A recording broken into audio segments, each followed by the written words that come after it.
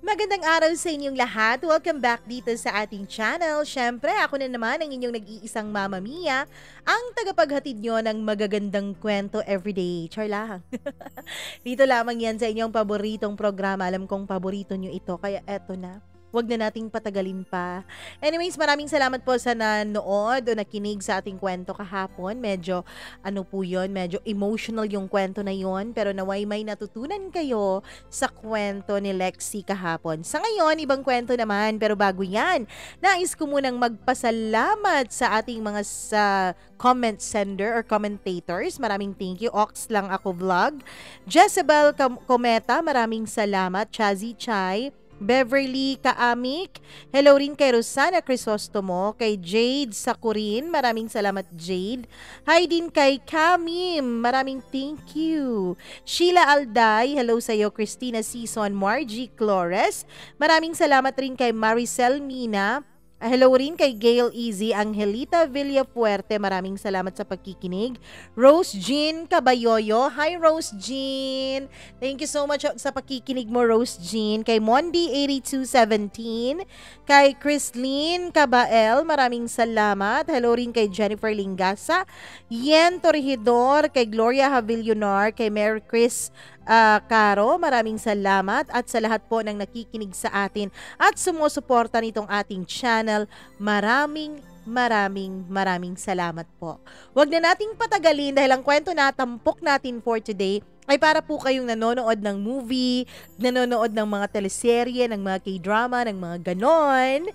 So, atin na po itong pakinggan dahil nakakakilig naman talaga. Dito lang sa Dear Mama Mia.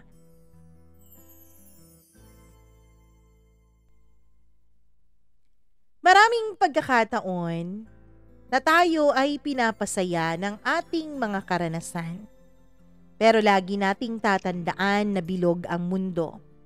Hindi sa bawat araw ay masaya tayo at lalong hindi sa bawat araw tayo ay nahihirapan at nalulungkot. Dear Mama Mia, good day po sa inyong lahat. And if ever man na mabigyan ng tsansa para mai-ere itong aking storya, pwede po bang pakihide na lang ng aking identity?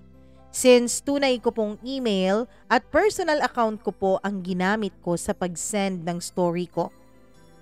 Ako po, Mama Mia, ay tagapakinig ninyo nung nakaraang taon pa lamang.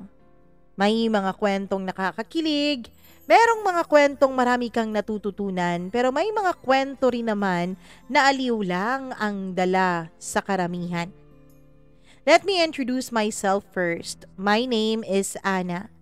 Sabi nila, hindi raw ako pinagkaitan ng langit ng mukha. Hindi naman ako tantong maputi, Mama Mia, pero head turner daw ako at ma-appeal. Yun ang sabi ng aking mga kakilala. Galing po ako sa hindi mayamang pamilya, pero mayaman po ako sa pagmamahal ng aking mga magulang at mga kapatid. 3 po kaming magkakapatid at ako po ang bunso. Pareho ng mga nakakatanda kong kapatid ay successful na sila at may kanya-kanya na ring pamilya. Ang papa ko po ay driver ng isang mayamang pamilya sa aming lugar. Sila po ay kilala bilang mga negosyante. May mga negosyo sila sa iba't ibang bahagi ng Pilipinas. Itong amo po ng papa ko ay siyang nagpaaral sa aming magkakapatid mula sa panganay hanggang sa akin na bunso. Sa pribadong universidad po kami pinag-aaral. Pero syempre, may kapalit yun. Ang kapalit nun, Mama Mia, kapag nakagraduate na kami ay dun kami magtatrabaho sa mga kumpanyang hinahandle nila. Kasi ang mga pamilya po nila ay hindi basta-bastang nagtitiwala kung kani-kanino. Kapag may pinagkatiwalaan na silang tao, ang gusto nila ay galing na lang sa angkan na yon ng magiging trabahante nila. Kaya dahil nakuha ng papa ko ang tiwala ng kaniyang amo, kaya ang sabi nito ay pag-aaralin kami para na rin kami ay mamamasukan din sa kanilang kumpanya pagdating ng panahon. Mama Mia, ang kurso ko po ay BSBA, Major in Marketing Management. Matapos kong graduate, automatic po akong pinatrain ng boss ng papa ko para makapasok sa kanilang kumpanya. Maganda din naman ang pasahod ng kumpanya nila. At isa pa Mama Mia, hindi naman niya ako binigyan ng basta-basta lang na posisyon kasi nga pinagkakatiwalaan na niya kaming magkakapatid, lalo pat naging mabuti rin naman ang mga nakakatanda kong kapatid sa kanilang kumpanya. Assistant Marketing Head agad ang binigay niya sa aking posisyon. Medyo natakot pa ako noon dahil malaki ang expectation niya sa akin. Pero sabi ko gagawin ko na lang ang the best ko para na lang makuha ko lahat ng kota ni boss and walang magiging problema. Sa totoo lang ay nag-enjoy din naman ako sa trabaho ko until namatay po ang boss ng papa ko na siyang patriarch ng pamilya.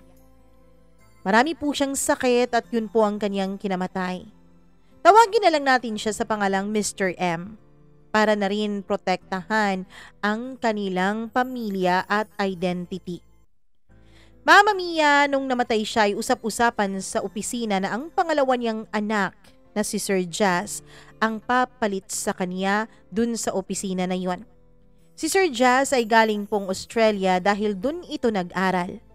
Pagkatapos Mama Mia ay napunta ito sa Maynila kung saan nandoon ang head office ng kanilang kumpanya. Pero dahil nga namatay na ang papa niya ay siya raw ang papalit nito dito sa lugar namin. Nandun ako sa opisina ko nung biglang nagpatawag ng general meeting si Sir Jazz. Actually, hindi ko pa po siya nakikita ng personal, sa picture lamang. At sa picture, halata naman talagang gwapo siya. Si Mr. M naman kasi Mama Mia ay meron pong lahing Amerikano. Kaya ang asawa niya ay may lahi rin namang Kastila. So na-imagine nyo na ang kanilang mga mukha. Mga gwapo't magaganda silang lahat. Nandun na kami noon sa meeting hall and si Sir Jazz ay late na ng mga 10 minutes. Malapit ko nang maubos ang tubig na laman ng water bottle ko. Nakaramdam ako noon ng kaba kasi ang sabi nila ay mataas raw masyado ang standards ni Sir Jazz at strikto at suplado raw ito kumpara sa namayapa niyang ama. Ilang sandali pa ay may isang lalaking pumasok na nakasando lamang o naka-gym attire nung mga panahon na yon. Pinagpapawisan pa siya at halatang galing pa siguro sa pag-workout. Good morning, my name is Jazz and from now on, I'll be holding and I'll be taking over this company. Any questions? Tanong niya. Yun ang intro niya sa amin. Feeling ko nung mga panahon na yon ang feeling naman niya. Yung papa nga niya ay napakabait sa mga empleyado samantalang siya halatang una pa lang ay suplado na agad. Nakakatakot tuloy magtanong. Kaya walang ni isang nagtanong sa amin hanggang sa inulit niya ang huli niyang sinabi. Any questions? HR department, accounting department, marketing department? Send the quarterly report at my office right after your lunch break, sabi niya. This year lang ba, sir? Tanong ni Ma'am Agnes from HR department. No, from 2013 up to this year. Mama Mia, dun ako kinabahan. Last year pa kasi nung makapasok ako sa kumpanya nila kaya paano ko naman hahalungkatin yung mga nakaraang pang records. Kung ano-ano nang naiisip ko that time nung biglang nagtanong si Sir Jazz. The girl wearing red, tagasang department ka? Narinig ko naman ang tanong niya na yun. Kaso nga lang Mama Mia, hindi ko na-realize na ako pala yung red noon. Ma'am Ann, tinatawag ka ni Sir Jazz. May tanong siya sa'yo. Doon ay bigla ko siyang tinignan at nakatitig nga siya sa akin. I'm so sorry sir. Ano nga yun? Tanong ko. Miss, anong pangalan mo? Sir, you can call me Ann po. Miss Ann. Ikaw pala si Miss Ann na Assistant Department Head ng Marketing. Too young, sabi niya. Mama Mia, nung mga panahon na yun naiisip ko, naku, baka tanggalin niya ako sa posisyon ko. Anyway, Diyan sa marketing department, hindi naman kailangan ng assistant dyan eh. Kayang-kaya mo naman yan, right, Mrs. Mer? Si Ma'am Mer po ang head ng marketing department na katabi ko nung mga panahon na yon. Siguro dahil nga sa pressure ni Sir Jazz noon, Mama Mia, kaya biglang napasagot ng oo si Ma'am Mer at hindi naman daw niya kailangan ng assistant. See? Okay na si Miss Mer na mag-handle ng ating marketing department. Ikaw miss. Miss ka pa ba o Mrs. na? Tanong niya sa akin. Miss pa po, sir. Okay. Since kailangan ko ng secretary at ayoko nang mag-hire mula sa labas, baka hindi ko mapagkakatiwalaan. Simula bukas, ikaw na lang ang secretary ko. Mama Mia, nagulat at natakot ako at the same time dahil wala naman akong kaalam-alam tungkol sa secretarial job. Sir, I'm sorry but I don't have any experience po on secretarial. Sagot ko sa kanya dahil ayoko naman talagang maging secretary niya. I am the boss here, so therefore, ako ang masusunod. Get your things sa office mo and then transfer it sa opisina ko. And then, the report, everyone, please give it to Miss Anne. Sir, sa labas po ba ng office niyo ako magsiset ng table ko? No. May vacant room doon sa katabi ng office ko. That will be your office. Sabi niya at lumabas na siya agad sa meeting hall nang hindi man lang ina-adjourn ng formal yung meeting. Pagbalik namin sa office ay napaiyak talaga ako, Mama Mia. Napahagulgol ako doon sa office head namin sa marketing at sabi ko ayoko talagang maging secretary ni Sir Jazz dahil parang nakakatakot siya. Nako, Anne, mahirap naman kung susuwayin mo si Sir Jazz. Ma'am, please, tulungan mo naman ako. Ayoko talaga doon. Hindi ko alam kung anong gagawin ko doon. Sabi ko kay Ma'am Mer. Just give it a try, Anne. Baka maging hiyang ka doon. So yun na nga, after lunch, Mama Mia, ay pinalipat na agad ako ni Sir Jazz. Yung table ko ay nasa kabilang room, Mama Mia. Itong floor na ito ay 2 lang po ang room. Yung isa na napakalaki ay yun ang naging office ni Sir. Yung isa namang maliit sa tabi nito ay yun ang bagong office ko. May intercom din sa mesa and since naka-glass po ang divider ng 2 rooms ay nilagyan na lang yun ng blinds. Pag uwi ko ng apartment ko ay iyak ako ng iyak dahil napakasakit ng loob ko at napakabigat sa pakiramdam ko ang mga nangyari nung araw na yon. Ayoko talagang malipat doon, Mama Mia. Useless yung kursong tinapos ko kung gagawin akong secretary ni Sir. Kaya yun, tumawag ako sa ate ko at para akong batang nagsumbong. Kumusta yung meeting nyo, Ana? Ate, tulungan mo naman ako, iyak kong sabi. Bakit? Anong nangyari? Pinalipat ako ni Sir Jazz para gawin niyang secretary. Nako, Ana, baka trip ka ni Sir Jazz. Anong trip, ate? Tanong ko habang tumatawa siya sa kabilang linya. Wala. Basta, ayusin mo na lang ang trabaho mo. Gawin mo na lang ng mabuti. Mabait naman yan si Sir Jazz eh. Na-assign yan dito sa amin nung mga ilang buwan nang nakakaraan at mabuti naman siyang boss. Marami nga siyang binago dito sa sistema namin eh. Pero naging efficient naman ang opisina. Kaya masasabi kong magiging mabuti din siyang boss sa'yo. Ate, ayoko ngang maging secretary niya na nakakatakot. Tandaan mo, Anne, napakalaki ng utang na loob ng pamilya natin sa pamilya nila. Kung hindi dahil sa kanila, baka ni isa sa atin ay walang tinapos. After hearing that, Mama Mia, ay medyo gumaan ang pakiramdam ko kasi may point din naman si ate. Alang-alang na lang sa namayapang si Mr. M ay aayusin ko ang trabaho ko. Yung ate ko nga pala at isa ko pang nakakatandang kapatid ay sa ibang lugar na assign at dun na rin nakapag-asawa at dun na rin nag-settle down. Mama Mia, kinabukasan ang ginamit ko pong uniform ay yung uniform ko po sa marketing department. Yung setup namin ay sa 4th floor. Pagdating ko sa elevator ay ako lang ang nakasakay dahil good for 2 lang naman yun. Maliit lang ang elevator na yon at 200 kilos lang din ang capacity. Maagang maaga ako nun sa opisina. 7:35 akong dumating at inagahan ko talaga para mag-ayos-ayos muna ako ng mga gamit ko.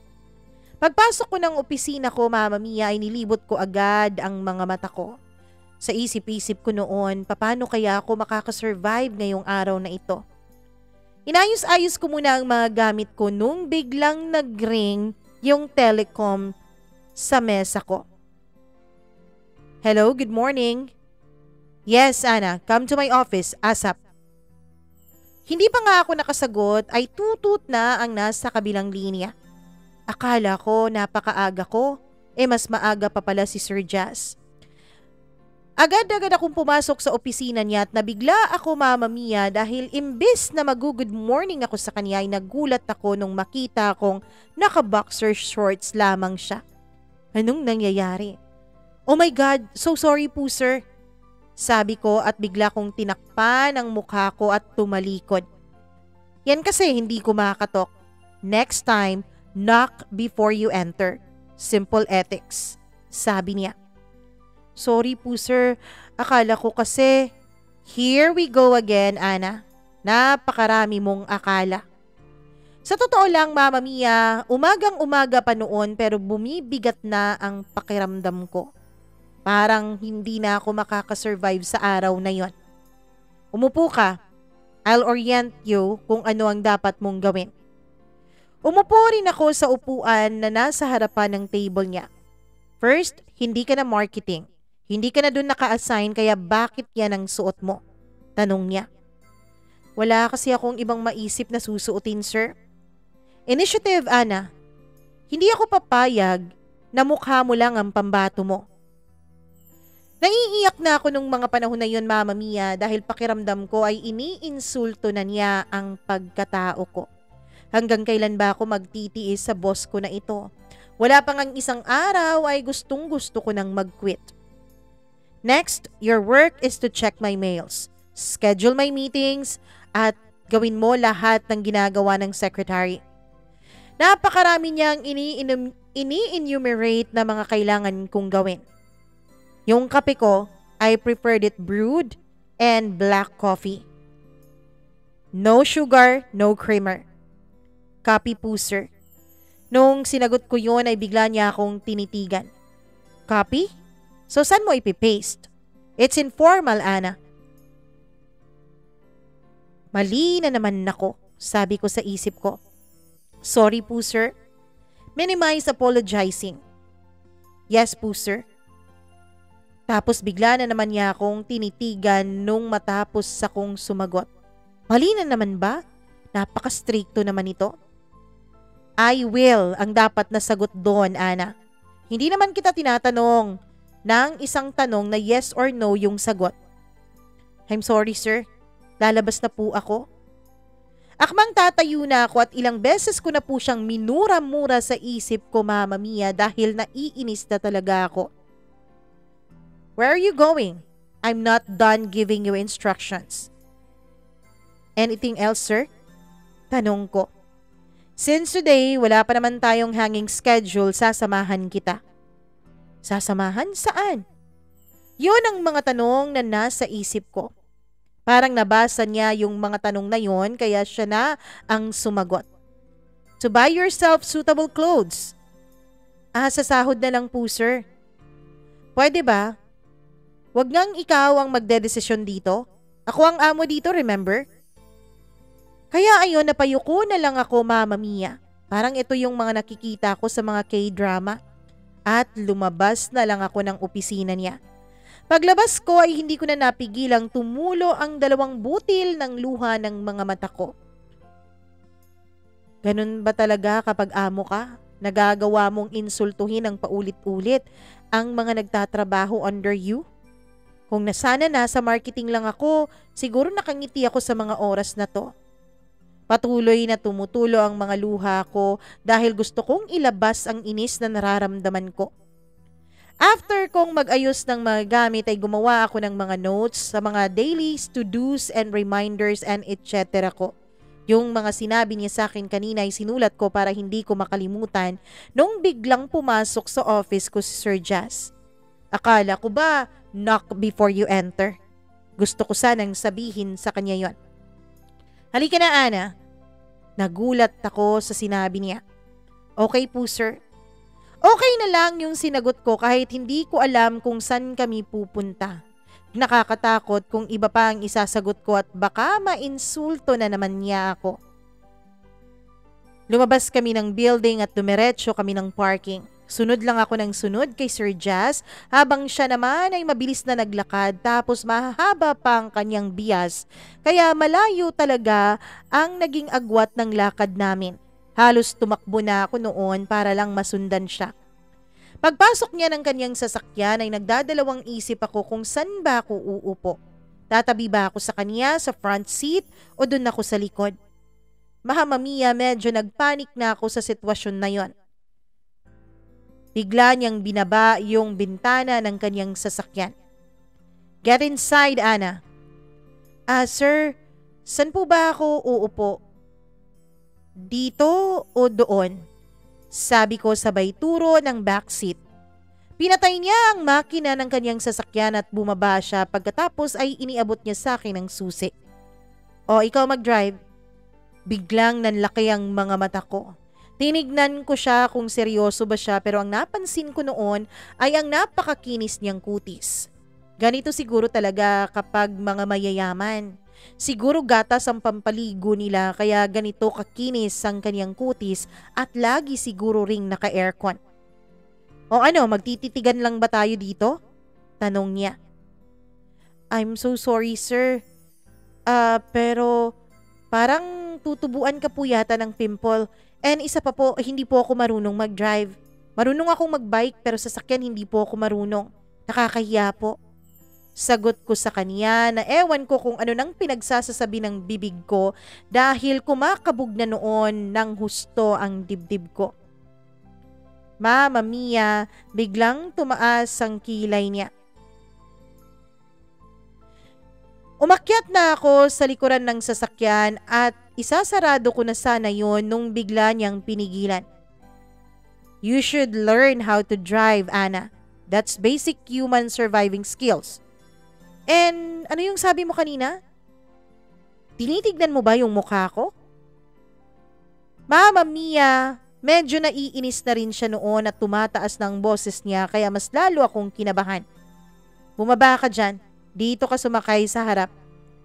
Bumaba na lang ako at lumipat sa harapan. Sir Jazz, may bibisitahin pala tayo dapat na warehouse. Bumalik ang formalidad sa isip ko nung tumatakbo na ang sasakyan niya.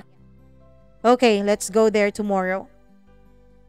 Tapos sir, yung mga report hindi pa po pala napapasa ng mga department pero ire-remind ko sila mamaya. Okay, so saan tayo magla-lunch? Tanong niya. Sir, I'm okay. May baon po ako, sabi ko.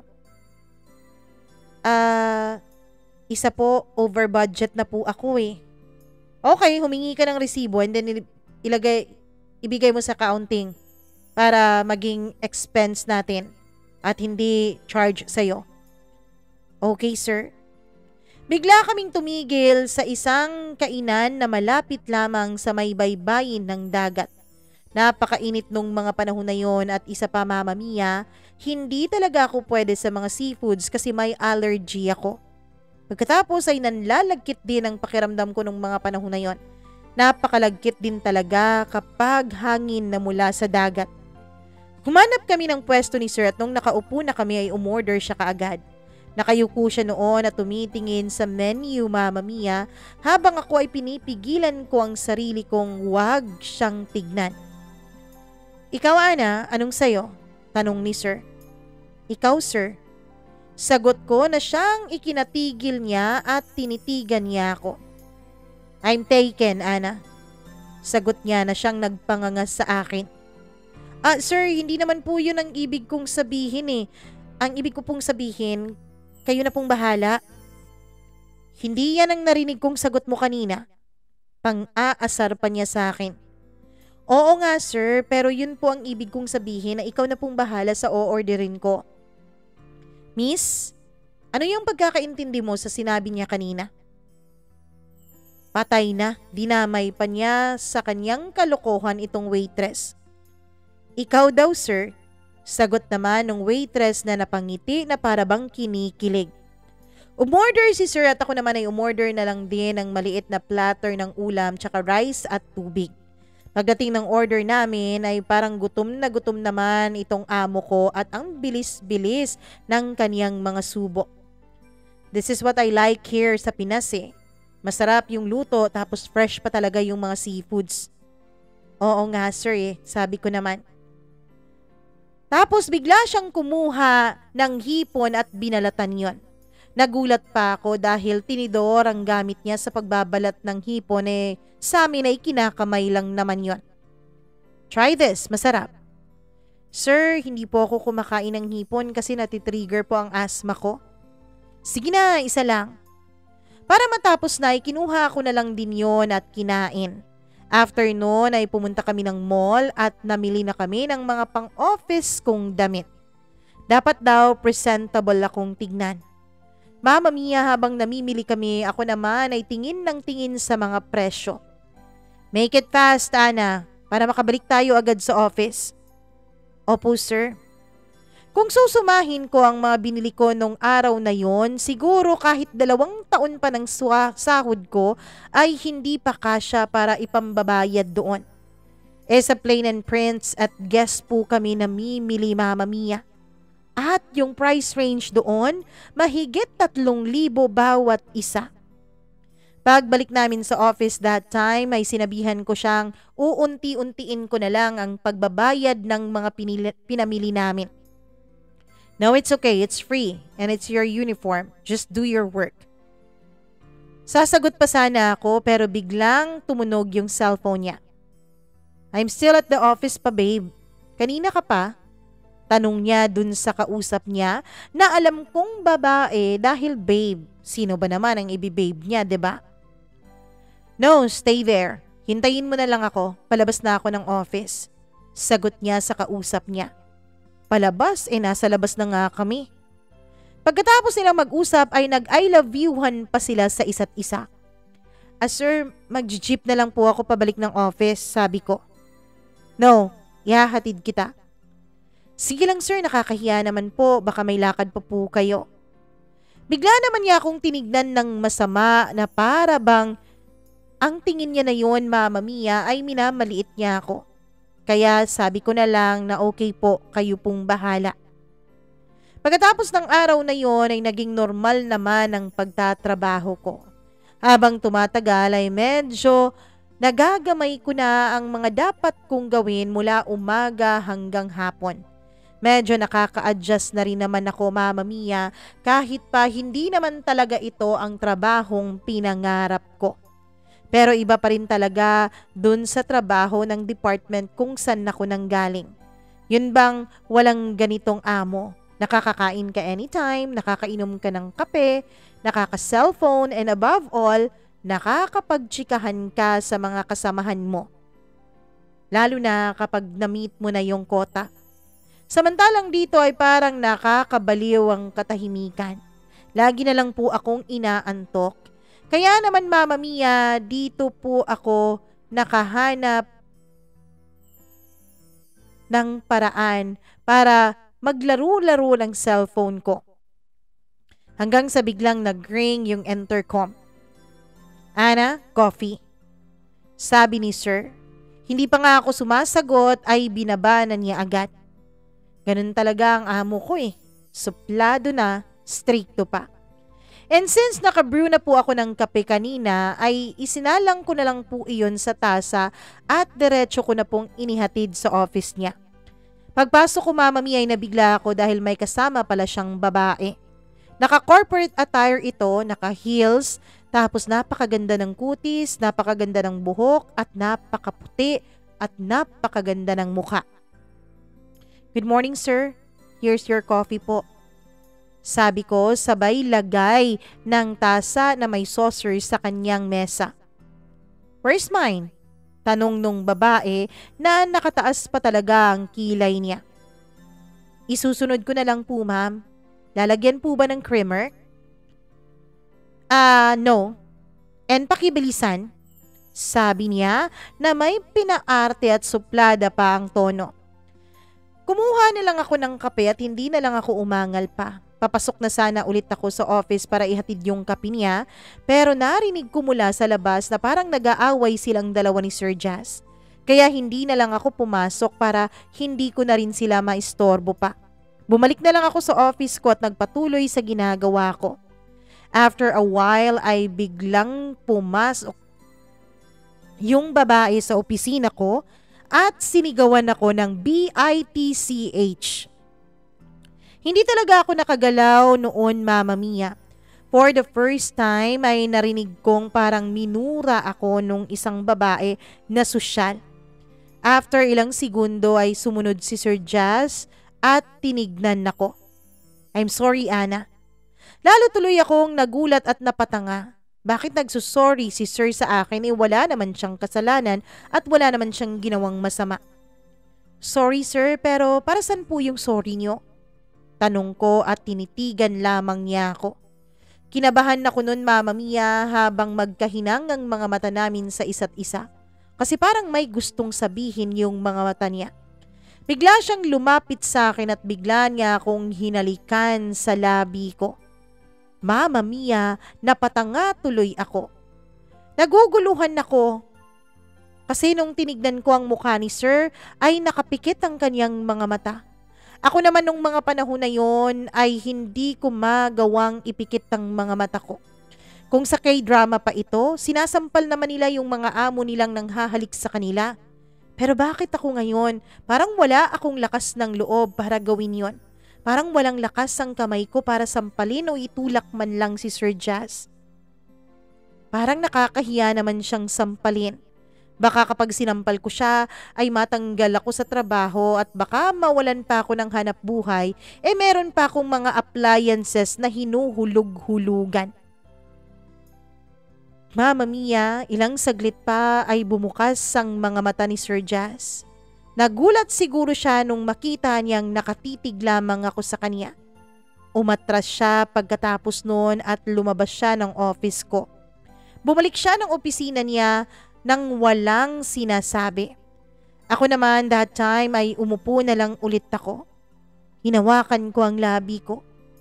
Did he just really kiss me? Oh my God, first time ko po ang halik na ganon at sa boss ko pa talaga. Baka nananaginip ako. Baka sa kakanood ko ng mga K-drama ay nagiging panaginip ko na to. Kaya naman, Mama Mia, sinampal-sampal ko ang mukha ko pero hindi naman po ako nasaktan nung biglang tumunog ang intercom. Anna, come here please. Hindi ako nagsalita. Nagulat na lamang ako kung bakit may please sa kanyang sinabi hindi naman nagpi-please sa akin itong suplado kong amo. Pagpasok ko sa office niya ay nakatayo siya, Mama Mia. At yung kanyang likuran ay nakasandal sa kanyang mesa. Anything you want, sir? Tanong ko pero nakayuko ako habang sinasabi ko yon. Anna, I'm sorry for what happened kanina. Nabigla lamang ako. Grabe ka naman palang mabigla nang hahalik ka, sabi ko sa isip ko. It's okay, sir. Huwag na lang nating pag-usapan at hindi na rin naman yon mauulit pa. Sabi ko, promise, hindi na. Pagkatapos noon ay umalis na ako sa opisina niya. Dumaan ang araw na parang naging normal lang lahat. Naging back to normal naman kami ulit ni Sir. Siya sa pagiging suplado at strikto at lagi na lang galit. Lagi na lang nang ko-correct ng kahit na sino. Pero nasasanay na rin naman ako sa ugali niyang yun. Isang araw nag-store visit kami ni Sir Jazz. Sir, pinadala na po pala nung courier yung mga fittings na in-order natin. Kailangan na lang nating kunin doon this weekend. Nakuha ko na rin yung contact number at contact person kung sino ang dapat nating lalapitan. San po bang warehouse yun ilalagay? Tanong ko. Ang dami ko nang sinasabi pero hindi pa rin sumasagot si Sir Jazz. Yung mukha niya ay nakafocus lamang sa daan. Sir Jazz? Pagkatapos ay lumingon siya sa akin. Oh, I'm sorry. I'm just occupied. Doon ay humuntong hininga ako at naging disiduido akong tanungin siya kahit nakakatakot magtanong. Sir, okay ka lang ba? Tanong ko. Lumingon siya sa akin pero ako ay hindi nakalingon sa kanya. Of course, I'm good. Hindi sir, I mean, emotionally, okay ka lang ba? Mama Mia, alam ng Diyos kung gaano karaming lakas ng loob ang inipon ko para maisiwalat ko sa kanya ang tanong na yun. Don't ask about my personal life, Ana. Medyo pagalit niyang sabi sa akin. I'm just concerned lang po sir, sorry. Mama Mia, sa isip ko noon ay naiinis na rin ako sa kanya. Kasi kung ano man yung iniisip niya, nakakaapekto sa trabaho namin at nawawala siya sa focus. At kapag gano'n ay dumadami din ang trabaho ko. Pero pagdating namin dun sa store ay focus na rin naman siya sa kanyang trabaho at kung ano-ano ng mga bagay ang binabago niya. Kesyo hindi dapat gano'n, kesyo dapat ganito. Mama Mia, simula po nung mamatay si Mr. M ay marami nang binago sa opisina si Sir Jazz. Masyado raw makaluma ang style ng daddy niya. Hindi raw aasenso at hindi raw makakasabay ang kanilang kumpanya sa mga bagong kumpanyang nagsulputan kung hindi sila o hindi kami magbabago ng tactics. Kaya naman marami ang naiinis kay Sir Jazz kasi marami siyang binago na mga standards namin. After ng visit namin ay dumaan muna kami sa isang sikat na coffee shop dahil nagpapabili si Sir ng kape na halos tig 200 pesos. Napakamahal. Kung 3-in-1 to ay wala pang 10 pesos meron ka ng kape. Pagbalik ko sa sasakyan ay nagulat siya dahil isa lang ang dala ko. Hindi ka bumili ng sayo, Ana? Hindi po sir, hindi kasi ako mahilig sa kape. And mostly nagpapalpitate po ako eh. Try this oh, sabi niya sabay abot sa akin ng kapeng hinigupan na niya. Mama Mia, nakapag-overthink ako bigla nung mga panahon na yon. San ba ako iinom?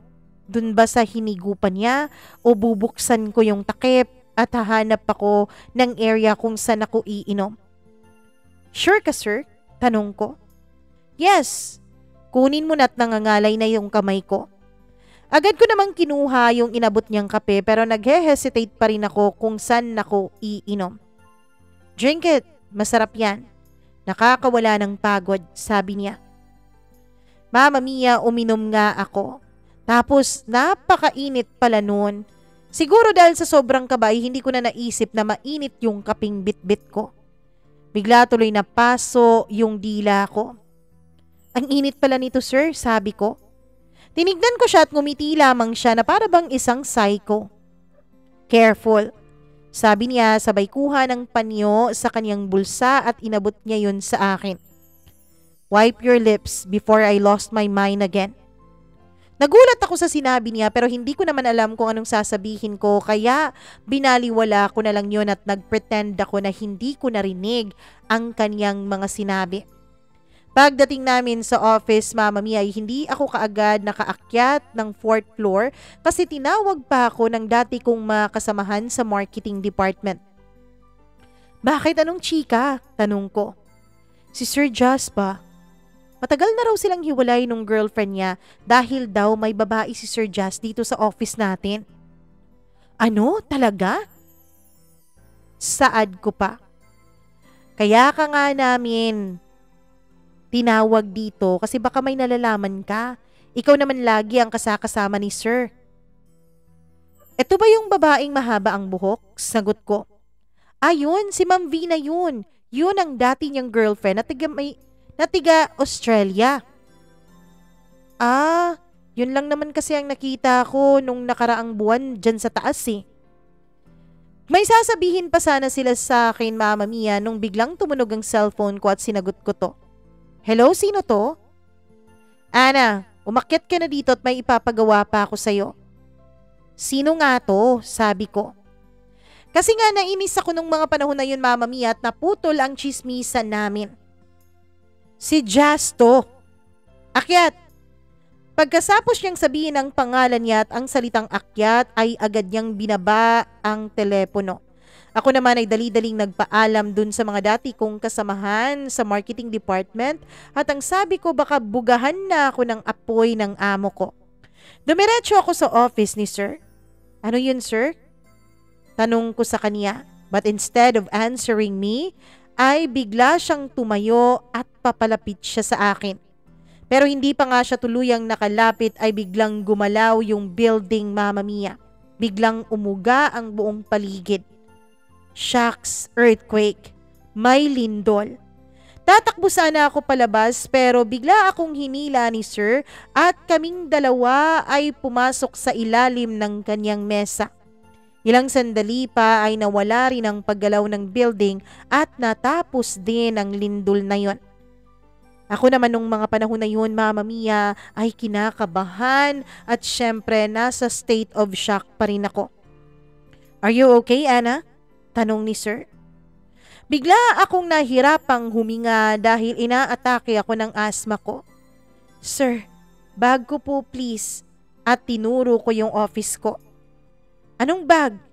Sir, yung pump ko po. Mama Mia, dali-dali siyang pumunta dun sa opisina ko. Kinuha niya yung bag ko pagkatapos ay nilabas niya lahat ng laman nito. Nung makita ko ang pump ko ay kinuha ko yon, yung portable inhaler ko. Agad akong nagpump at huminga ng malalim. Ilang segundo pa ay medyo gumaan ang paghinga ko at bumalik na rin sa normal. Jeez, Ana, sabi niya sabay yakap sa akin. Ang posisyon naming dalawa noon, ako ay nakaupo sa sahig samantalang si Sir ay nakaluhod naman at nakayakap sa akin. Sa sobrang kaba ko ay niyakap ko rin siya pabalik. Sir, sorry. Natakot po talaga ako sa lindol, sabi ko. Hindi siya sumagot, Mama Mia. Instead ay mas hinigpitan pa niya ang pagyakap niya sa akin. For the first time in my life, ay nakatikim ako ng yakap na galing sa ibang tao. And I love the way he hugged me. Yung ulo niya ay nakarest lamang sa balikat ko. Pakiramdam ko noon ay parang may kapayapaan ng mundo at ang puso ko out of nowhere. Inalalayan din niya akong tumayo. Pagkatapos ay inalalayan din niya akong makaupo sa sofa na nasa may gilid lamang ng table niya. Water you want? Tanong niya sa akin na halatang-halatang nag-aalala pa rin. Pakiramdam ko nung mga panahon na yon ay kakaiba na ang feelings ko. Parang sumasayaw ang puso ko. Kinakabahan na parang sumasaya na hindi ko mawari kung ano, lalo pa nung magtagpo na ang mga mata naming dalawa. Hey Lexa, iinom ka ba ng tubig? Ay opo sir, kukuha po ako. Tatayo sana ako pero bigla niya akong pinigilan. Ako na. Tumalikod siya at kumuha ng tubig sa mini ref at binuksan niya yon at binigay niya sa akin. Salamat po Sir Jazz. Sabi ko sabay inom. Punta tayo ng hospital, ipapacheck up kita. Hindi na po kailangan sir, nakapag-pump naman na ako. No, pupunta tayo doon. Matiim niyang sabi. Yung kamay niya ay kinuha ang isang kamay ko na nakapatong sa aking paa. Lexa, tawag ng mga kasamahan ko na taga-marketing Mama Mia, pero bigla rin silang napatigil nung makita nilang hawak-hawak ako ni Sir Jazz sa aking kamay. Come on, Ana, let's seek medical help, sabi niya. Wala naman akong choice at tumayo na lang din ako dahil inaalalayan na ako noon ni Sir Jazz. Please, kunin niyo ang mga gamit ni Ana at dalhin niyo sa office niya. Ayusin niyo. Pupunta muna kami ng hospital dahil hindi siya makahinga ng maayos. Yes po sir, sagot ng mga dati kong kasamahan sa marketing department. Mama Mia, ang tingin nila nung mga panahon na yon alam kong may iniisip na silang hindi maganda. Baka ako na ang babaeng iniisip nila na bago ni Sir, kaya ito nakipaghiwalay kay Ma'am Vina. After kong mapacheck up ay nahiya talaga ako noon dahil dun pa talaga ako dinala ni Sir sa ospital kung nasaan ang kanilang family doctor. Mama Mia, wala na naman akong binayad at si Sir na naman ang nagbayad nun. Pagkatapos ay dumaan pa kami ng pharmacy dahil may nireseta sa akin yung doktor. Sir, napakalaki na po ng utang ko sa'yo. Yung pera nakikita, Ana, pero yung buhay ng tao hindi na. Pero sir, babayaran talaga kita. Huwag mo nang isipin yung bayad. Magantay ka dito sa sasakyan at kukunin ko muna yung bag mo tapos ihahatid na kita sa apartment mo. Medyo nagulat ako sa sinabi ni Sir Jazz, Mama Mia. Sir, ayoko po mag-absent ngayon eh. 12 days na lang po ang sasahurin ko sa kinsenas na to. Tinignan na naman niya ako na para bang minamaliit niya. Do what I say, Ana. Para din yan sa kabutihan mo. At lumabas na siya ng kanyang sasakyan at umakyat na ng building. That time ay naguguluhan na talaga ako kung bakit kakaiba ang treatment ni Sir Jazz sa akin. I mean, there was this one time na halos ayaw na niya akong kausapin. May mga times naman na parang galit siya sa akin. May mga times naman na para siyang papa ko kung mag-alala sa mga ginagawa ko. Pero kung makatitig siya sa akin, Mama Mia, ay para bang ang daming-daming laman ng kanyang mga mata na gusto niyang sabihin sa akin. Ewan ko kung nag-overthink lang ba ako o baka crush ko na ang amo ko. Pero syempre, binaliwala ko ang kaisipan na yon. Hindi pwedeng maging crush ko si Sir. Hindi pwedeng magkagusto ako sa kanya dahil napakalayo po ng agwat ng aming estado sa buhay. Pobre lamang ang pamilya ko samantalang napakayaman ng pamilya niya. Mama Mia, hanggang sa dumating ang araw ng birthday ng mommy ni Sir, si Ma'am Elena. 64th birthday niya po. Wala sana ako sa mood noon na magsuot o umattend ng mga social gatherings dahil alam ko naman na hindi nababagay ang isang katulad ko sa mga ganong klaseng gatherings. Pero ni-require po kaming lahat na mag-attend kasi nga birthday yon ng matriarch ng aming kumpanya. Tapos sabi pa ni Sir Jazz, kailangan nandun din daw ako dahil marami raw akong makikilala doon na mga prospect client ng aming company. Kaya naman naghanap talaga ako ng magandang isusuot ko that day sa ukay-ukay. Tapos yung sandals ko ay hiniram ko lang sa isa kong kaibigan. Nagpa-makeup din ako, Mama Mia, at sumakit pa talaga ang loob ko na gumastos ako ng 800 pesos para sa makeup. 6:45 p.m. ay dumating si Sir Jazz sa apartment ko para sunduin ako. Masyado kasing malayo yung venue sa apartment ko, Mama Mia, kaya nag-offer siya sa akin na susunduin na lang daw niya ako. Pumayag naman din ako. Paglabas ko ng apartment ay nakita ko si Sir Jazz na nakasandal sa kanyang sasakyan. Napakagwapo naman niya talaga sa totoo lang. Pero alam kong hindi ako dapat mahulog sa kanya. Alam kong hindi ako dapat magkagusto sa amo ko. Good evening po, sir. Bati ko sa kanya dahil tingin lang siya ng tingin sa akin. Gorgeous, sabi niya. Ngumiti lamang ako kahit ang totoo ay kinikilig na ako noong mga panahon na yon. Alis na tayo? Bubuksan ko sana yung pintuan ng ganyang sasakyan pero naunahan niya ako sa pagbukas nito. Uy sir, wag mo namang baguhin yung pakikitungo mo sa akin baka kasi may makakita sa atin nakakahiya. In business, Ana, mas importante yung perspective mo kesa sa mga comment ng ibang tao. Put that in your mind. Pagdating namin sa venue ay napangangako sa ganda ng lugar.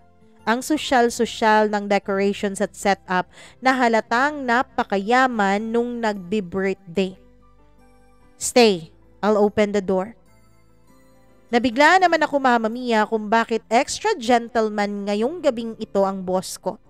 Well, totoo namang gentleman siya. Ilang beses nga niya akong nilibre, kahit pa ilang beses din siyang naiinis sa akin. Hindi na lang din ako nakipagdiskusyon pa sa kanya. Binuksan niya yung pintuan at inabot niya sa akin yung kamay niya. Nagdadalawang isip pa ako noon kung tatanggapin ko ba yun dahil nahihiya ako kasi amo ko siya. Pero sa huli ay tinanggap ko rin. Thank you, sir. Napatitig na naman ako nung mga panahon na yon sa gwapong mukha ng amo ko.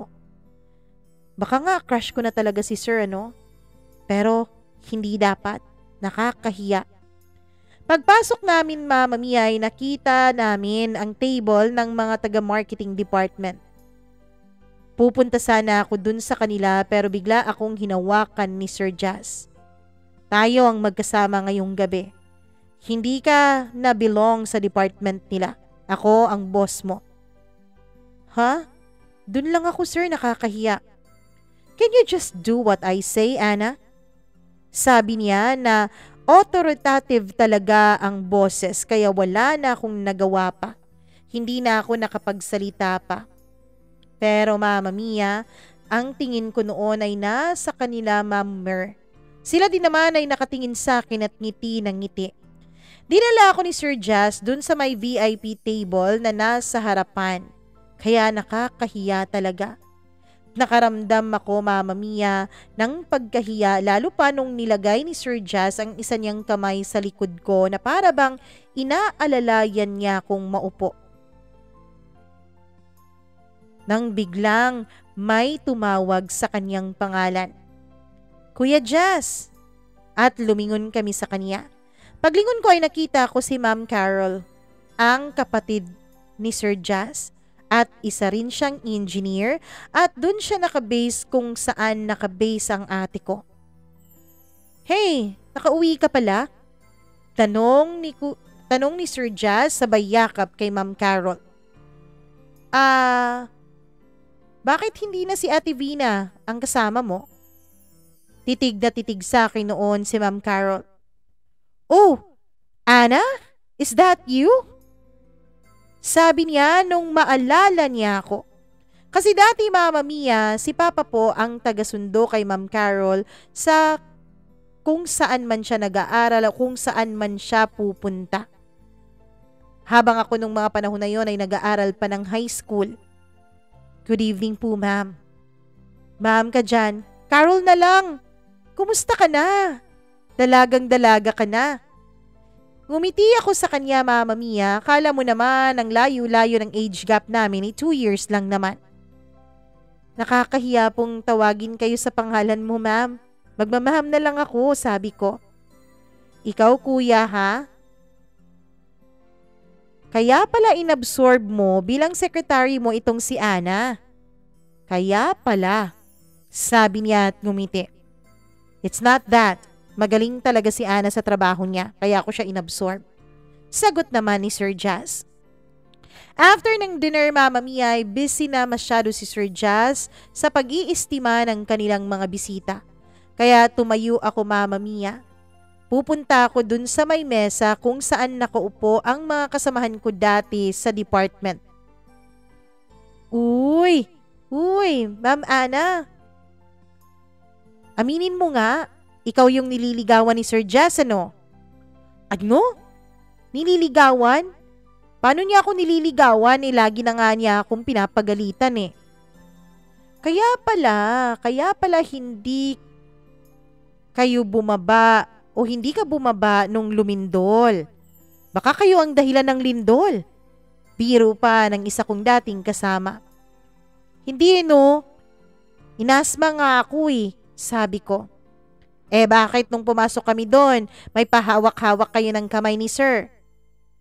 Kasi nga, gusto niyang pumunta kami ng ospital. Inaalalayan lang niya ako. Pero promise, wala talaga kaming ginagawang masama nung mga oras na yon. Okay lang yun. Pero alam mo, mag-ingat ka ha. Kasi maraming nakakaalam na masyadong babaero raw yan si Sir Jazz. Hindi naman yun nakakapagtataka. Sa mukha pa lang niya, halata namang babaero dahil sino ba namang babaeng hindi mahuhumaling sa kanya? Sabi ng isa pang kasamahan namin na tiga-accounting. Sa isip ko noong, Mama Mia, napakahirap din palang umibig sa katulad ni Sir na napakagwapo. Tapos, napakagwapo at napakalaki pa ng katawan. Napakaganda pa ng mga balikat at dibdib at na-feel ko yon nung niyakap niya ako.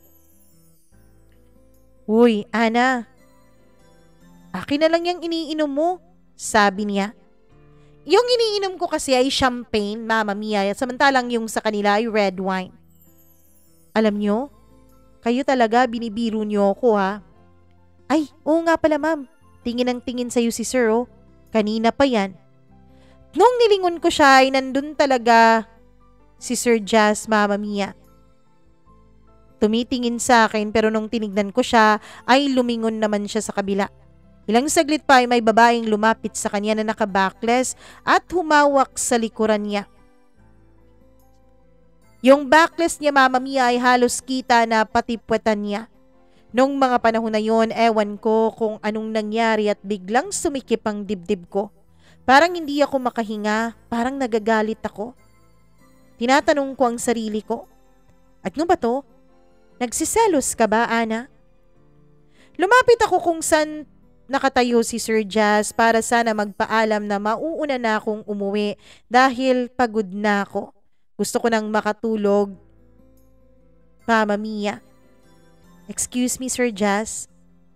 Pagkadinig niya ng boses ko ay agad siyang lumingon sa akin at ngumiti.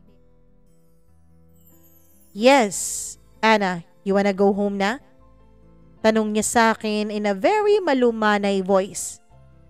Yes po sana sir, if that's okay with you. Yes. Anyways, Ana, this is Jared, Carlo, Baste, Mark, they are my college buddies. And mga tol, this is my Ana.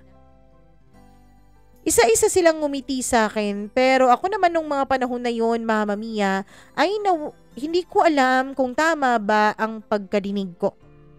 May Ana? Sir, sasabay na lang po ako kina Ma'am Mer, sabi ko. No, Ana, ihahatid kita. Okay lang naman talaga ako, sir. Kaya ko naman pong umuwi. I insist. Mga tol, uwi na ako ha. Ihahatid ko muna si Ana. Pagkatapos noon ay tinapik niya ang mga balikat ng kanyang mga kasamahan. Sir, sasabihan ko na lang po sina Ma'am Mer na sabay na tayong uuwi. Wag na, tatawagan ko na lang sila. Mama Mia, lumapit kami dun sa mama ni Sir Jazz at nagpaalam na kami na uuwi na ako. Nagpaalam din si Sir na sasamahan niya ako at ihahatid niya ako. Good evening, ma'am. Happy birthday po, sabi ko. Tumingin siya sa akin. Good thing at nakapunta ka dito. Ana. Oo po, ma'am. Ni-required kasi kami ni Sir Jazz. Pagkarinig niya sa sinabi ko, Mama Mia, ay tinignan niya si Sir Jazz. May overtime sila, Jazz? Tanong ni ma'am sa kanya. No, it's for them, ma'am. Para maka-experience sila ng ganito. Sabi ni Sir Jazz na para bang ang liit ng tingin niya sa amin nung mga panahon na yon. Akala niya hindi namin kayang maka-experience ng ganitong klaseng socialization. Anyways, Ana, nandito ba ang mama at papa mo? Hindi po, ma'am. Nandun po sila sa probinsya namin. Harvest season po kasi ngayon ng mais. Kaya pala. Ma'am, ihahatid ko muna si Ana. Sabi ni Sir Jazz at ngumiti si ma'am sa amin. Nahala, umalis na kayo dahil anong oras na? Happy birthday po again, Ma'am Elena. Maraming salamat, Ana. Mag-ingat kayo. Napakamalumanay magsalita ng mama ni na Sir Jazz. Kaya siguro binibless sila ng mabuti ni Lord dahil hindi po sila mga mata pobre. Lalong-lalo na yun si Mr. M. Na kahit napakayaman niya, kahit na napakarami niyang kayamanan ay hindi pa rin nagbabago ang kanyang ugali. Mabait siya sa mga katulad namin. Kaya siguro mababait din ang kanyang mga anak liban lamang dito kay Sir Jazz na parang ang liit ng tingin sa amin na kanilang mga trabahador. Pagdating namin sa may parking ay binilisan ko ang paglalakad ko para mauna ako sa sasakyan. para hindi na siya magbukas-bukas pa. Mama Mia, bubuksan ko na sana yung sasakyan pero nakalock pa po. Are you in a rush, Ana? Sabi sa akin ni sir na nasa likuran ko nung mga panahon na yon. Wala po sir. Gusto ko sana na ako lang magbubukas ng pintuan. Don't you know what I feel every time you're around? Tanong niya.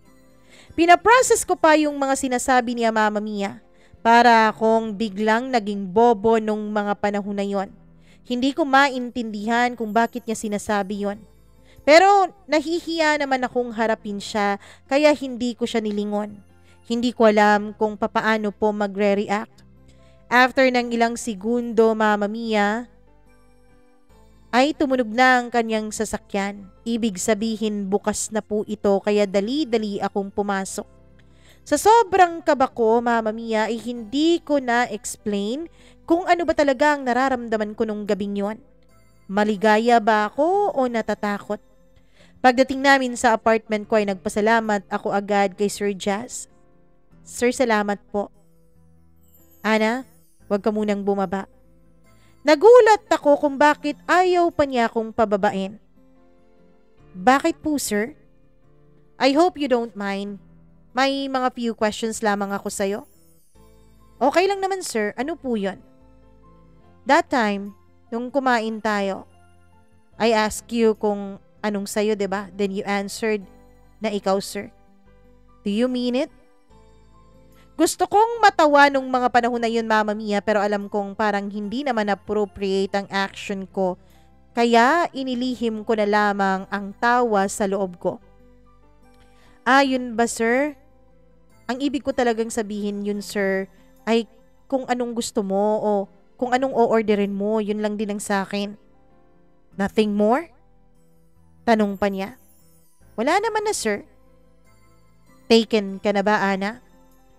Medyo, Mama Mia, parang tinakasan ng dugo ang mukha ko sa tanong niya na yon. Ano sir? Hindi po. Hindi pa kasi ako ready na pumasok sa mga ganyan eh. Career muna ako ngayon. Pero baka soon. Ang gusto ko kasi ay pagtayuan muna ng bahay at lupa ang pamilya ko dito sa city. Well, pwede naman na pagtayuan mo ng bahay ang parents mo while in a relationship ka, sabi niya. Ay, ayoko sir, baka masaktan lang ako. Kaya ayun, gusto ko lang talagang magtrabaho para makabawi sa mga sakripisyo ng mga magulang ko sa akin. Tiningnan ko si Sir, Mama Mia. Andito na naman yung tingin niya na para bang minamaliit ako. Okay, that's all. Good night. At bumaba na ako.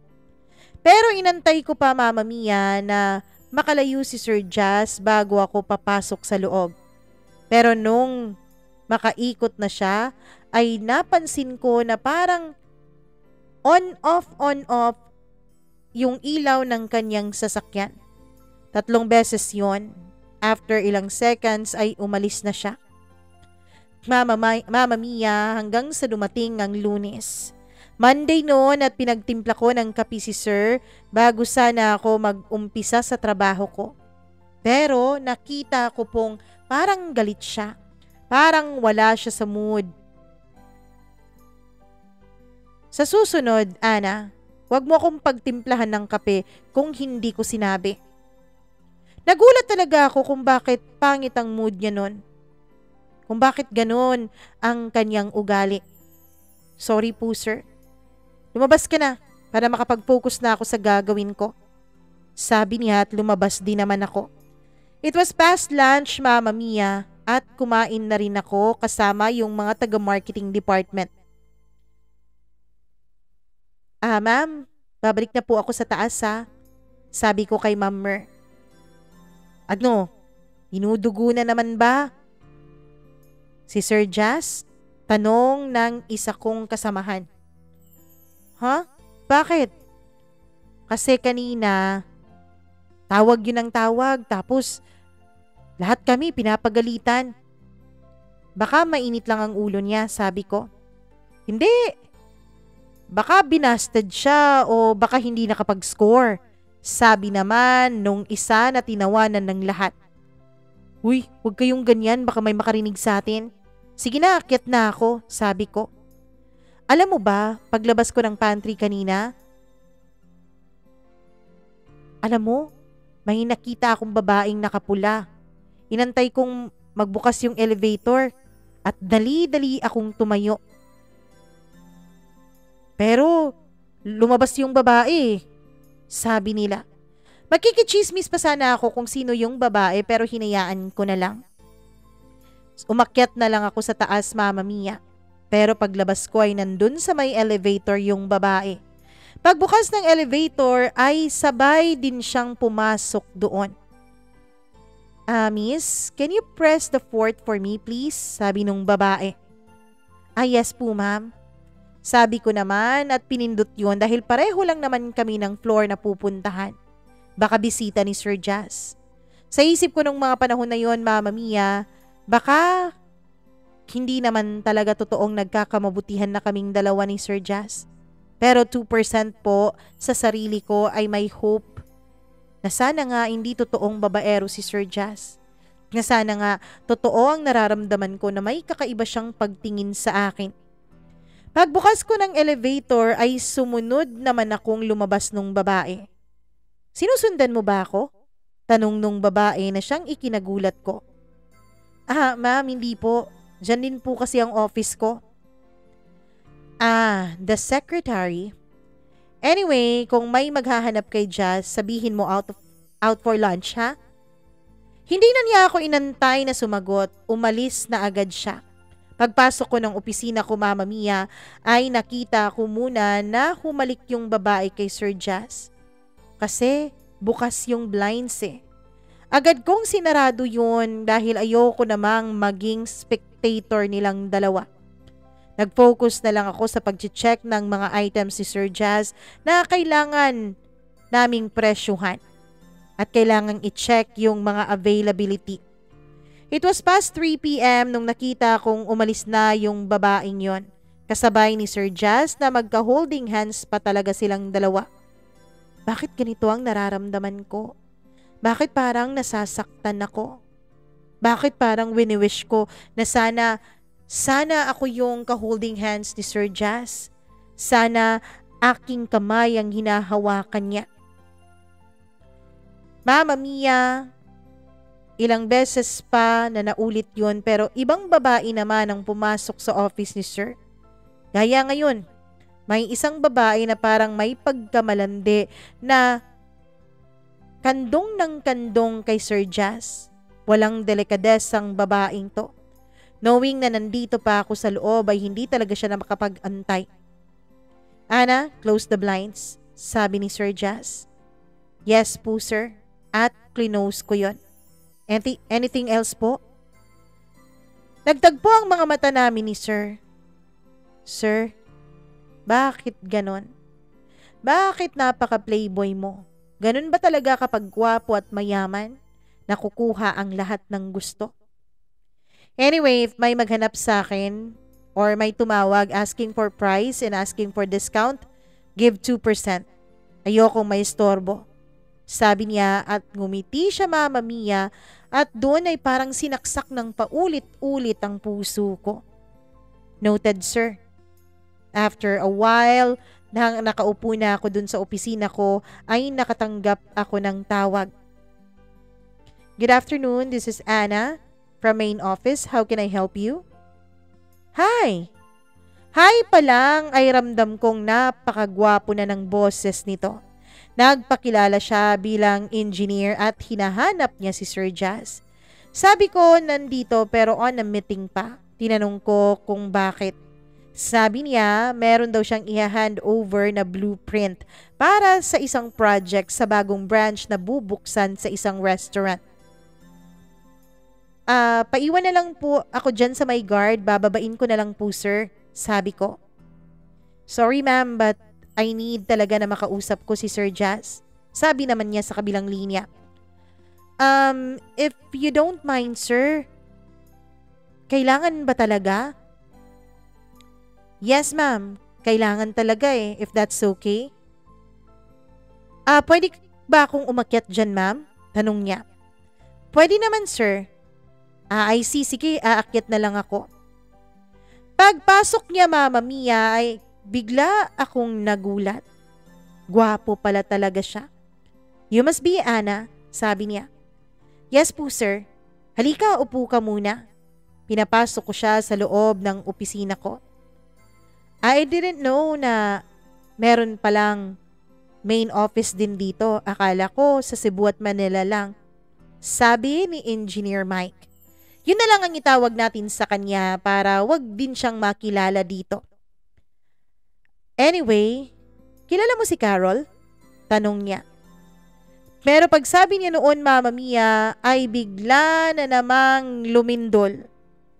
Nataranta na naman ako that time dahil ilang beses na bang lumindol nung buwan na yon. Nakakatakot, Mama Mia. Tatakbo na sana ako pero bigla kaming nagkasalubong ni Sir Jazz sa may pintuan. Tinignan niya ako at tinignan din niya si Engineer Mike. Kaya ayun, tumakbo na lang ako, Mama Mia, kasi nakakahiya naman kung dun pa talaga ako magpanik sa harap ng maraming mga bisita ni Sir Mike. Syempre yung babaeng malanding yon at si Sir Mike. Pindot ako ng pindot ng elevator. Pinindot ko yung G means ground floor pero hindi talaga bumubukas. Paglingon ko ay nasa likuran ko na si Sir Jazz, pagkatapos ay agad niya akong hinila at pumunta doon sa may wall, sa may kanto. Nung mga panahon na yon ay talagang hindi ko na maramdaman ang mga paa ko sa sobrang kaba na nararamdaman ko at sa sobrang lakas ng lindol na yon. Pakiramdam ko ay parang magko-collapse na yung building. Pindot pa rin ako ng pindot ng elevator. Pero hinila na niya talaga ako. Dinala mo ba yung gamot mo, Ana? Tanong ni Sir. Yes po, pero okay lang po ako. Okay. Babalik na sana sila ng kasama niyang babae kaso nakita niya si Sir Mike na relax lang na nakaupo, Mama Mia. Is that your boyfriend? Tanong ni Sir Jazz. No, sir. At lumingon si Engineer kay Sir Jazz. Good afternoon, Sir Jazz. I'm Mike. Nagpakilala ito sa kanya.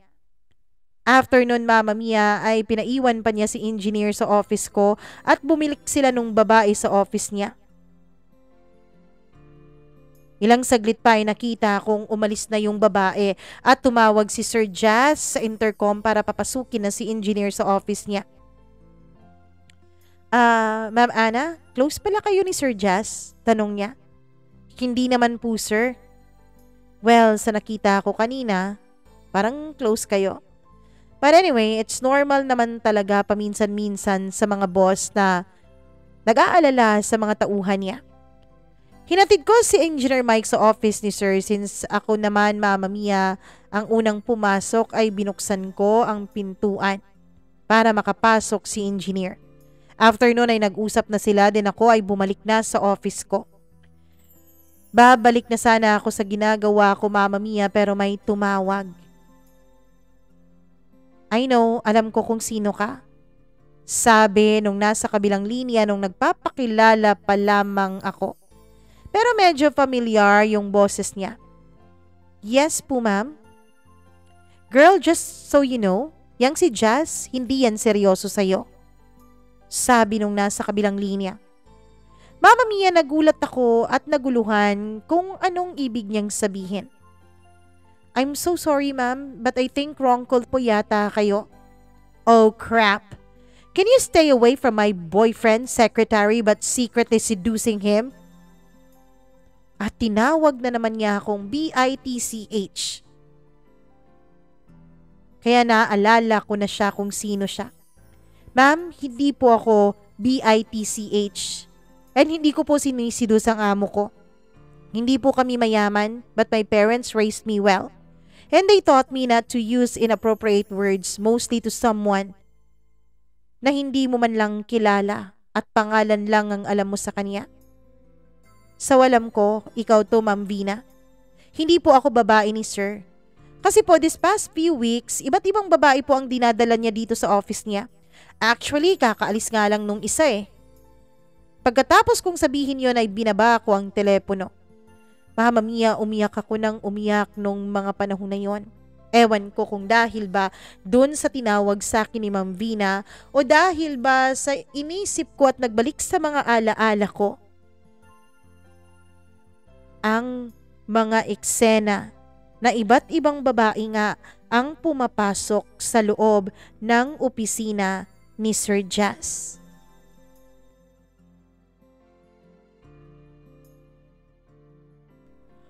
Ay, naku naman. Nakakakilig pero medyo nakakainis din. Parang taguan ng feelings itong si Jazz at si Ana. Tignan natin bukas kung talagang merong something si Jazz at si Ana dahil last part na po ng storya ni Jazz at Ana kinabukasan. So tignan natin kung magkakatuluyan ba ang secretary at ang kaniyang boss. Para itong Secretary Kim, ganon. Ganun ba yun? Anyways, maraming salamat sa inyong patuloy na pagsuporta nitong ating channel, sa inyong panonood. Please like and share this video at huwag niyo pong kakalimutan na mag-subscribe dito sa ating channel. Mag-click ng notification bell para lagi po kayong naa-update sa tuwing may bago tayong video na inilalabas. At syempre, ang pinaka-importante, ito po, pinaka-important, nako, mag-share din kayo ng sarili niyong kwento. Mag-email lamang sa mamamiacdo0317@gmail.com. Ako po ang nag-iisa ninyong Mama Mia. Maraming salamat at magandang araw po sa inyong lahat.